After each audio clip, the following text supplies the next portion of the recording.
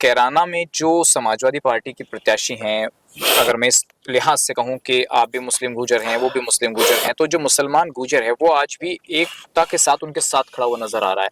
तो आप क्या देख रहे हैं खुद अपने समाज में, कितना बीजेपी के साथ जोड़ पाएंगे इस वर्ग को? देखिए, मुसलमान गुर्जर जो है, चौधरी मुनव्वर हसन साहब हमारे बहुत अच्छे इंसान भी थे और हमारे भी अच्छे संबंध थे।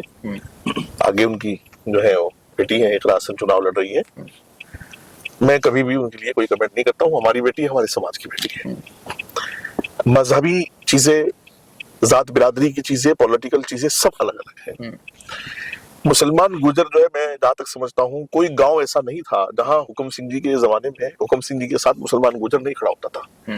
या चौधरी प्रदीप जब एमएलए गंगो से होते थे तो हर गांव में मुसलमान गुर्जरों की एक अच्छी खासी तादाद चौधरी साहब के साथ खड़ी होती थी। वो अब भी है।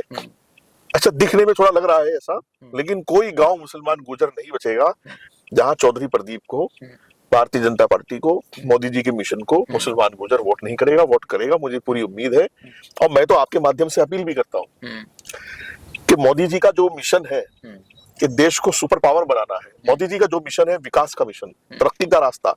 आप पश्चिमी उत्तर प्रदेश को, जब हमने होश संभाला तो देखा कि हम दिल्ली से बड़ौद बागपत के रास्ते शामली आ ही नहीं सकते थे, संभालका और पानीपत घूम करके आते थे। आज वो सपनों की तरह, फ्रांस और पेरिस की तरह हमारे सामने है पूरा जाल। आज गंगों में कितने हाईवे आ गए हैं, आप उनकी जमीनें देखिए कहां से कहां पहुंच गई हैं। मैं समझता हूं कि ये एक तरक्की का रास्ता है, ये विकास का रास्ता है।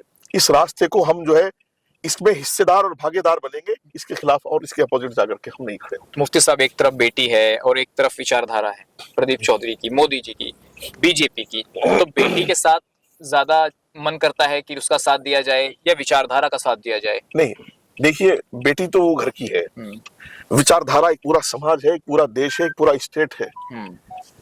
पॉलिटिकल जब बातें होंगी, जब पूरे समाज को एक नजरिए से देखेंगे, जब पूरे स्टेट को देखेंगे, पूरे देश को देखेंगे, तो फिर विचारधारा ऊपर है। और विचारधारा इसलिए ऊपर है कि वो विचारधारा राष्ट्र की विचारधारा है। वो विचारधारा राष्ट्र को सुपर पावर बनाने की विचारधारा है।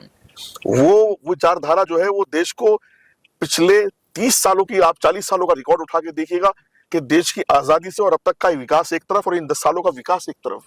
आप ये देखिएगा कि हमने G20 करा लिया है। आप ये देखिएगा कि हमने पूरी दुनिया के सुपर पावर और ताकतवर मुल्कों में अपनी गिनती करा ली है। और आज हम, चूंकि मैं तो देश विदेश सभी जगह जाता रहता हूँ, आज हमें भारतीय होने पर कहीं भी सीना चौड़ा करके हम गल्फ कंट्रीज में और कहीं भी जाकर के खड़े हो जाते हैं, हमें भारतीय होने पर गर्व है। भारत एक ताकतवर, एक सुपर पावर और एक कैरेक्टर और अखलाक वाला देश बन चुका है, मदद करने वाला देश बन चुका है।